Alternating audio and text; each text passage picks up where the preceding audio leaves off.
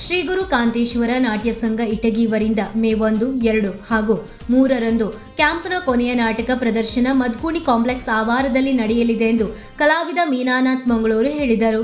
ಅವರು ಈ ಕುರಿತು ಗುರುವಾರ ಸುದ್ದಿಗೋಷ್ಠಿ ನಡೆಸಿ ಮಾತನಾಡಿ, 3 ದಿನಗಳ ಕಾಲ ದಿವಂಗತ ಎಸ್.ಎಂ. ಕಣವಿ ವಿರಚಿತ ಹಳ್ಳಿ ಹುಡುಗಿ ಮೊಸರಗಡಿಗೆ ನಾಟಕ ಪ್ರದರ್ಶನಗೊಳ್ಳಲಿದ್ದು, ಪ್ರತಿದಿನ 2 ಪ್ರದರ್ಶನಗಳು ನಡೆಯಲಿವೆ.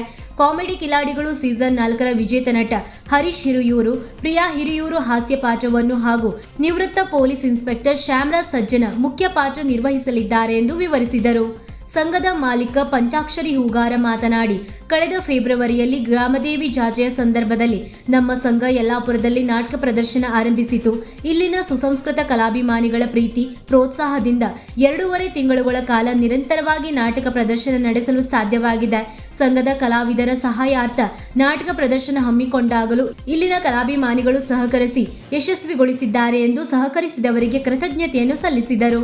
ಹಿರಿಯ ಕಲಾವಿದ ನಾಗರಾಜ್ ಗೋಕಾಕ್ ಮಾತನಾಡಿ, ಪ್ರಸ್ತುತ ಸಂದರ್ಭದಲ್ಲಿ ವೃತ್ತಿ ರಂಗಭೂಮಿ ಸಂಕಷ್ಟದಲ್ಲಿದೆ.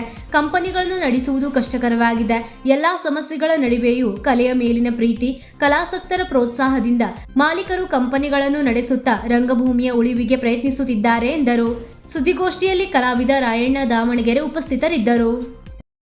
ನಮಸ್ತೆ.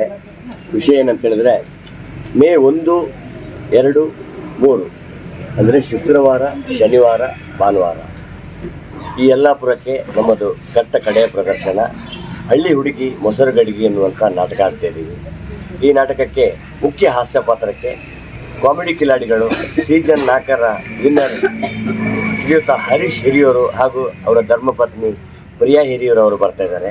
ಹಾಗೂ ಮತ್ತೊಂದು ಪ್ರಮುಖ ಭೂಮಿಕೆಯಲ್ಲಿ ನಿವೃತ್ತ police inspector Shyamraj Sajjan sir ಬರ್ತಾ ಇದ್ದಾರೆ. ಇಲ್ಲಿ ತನಕ 2.5 ತಿಂಗಳ ಕಾಲ ಯಲ್ಲಾಪುರದ ಸುತ್ತಮುತ್ತದ ಅಭಿಮಾನಿಗಳು ನಮಗೆ ಒಳ್ಳೆಯ ಸಹಕಾರ ಕೊಟ್ಟಿದ್ದಾರೆ.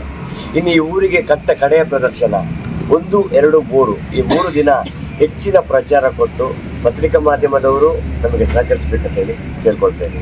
ವೀಕ್ಷಕ ಮಹಾಪ್ರಭುಗಳೇ, ನಮ್ಮ ಚಾನಲ್ ಅನ್ನು ಸಬ್ಸ್ಕ್ರೈಬ್ ಮಾಡಿ, ಶೇರ್ ಮಾಡಿ, ಪ್ರೋತ್ಸಾಹಿಸಿ.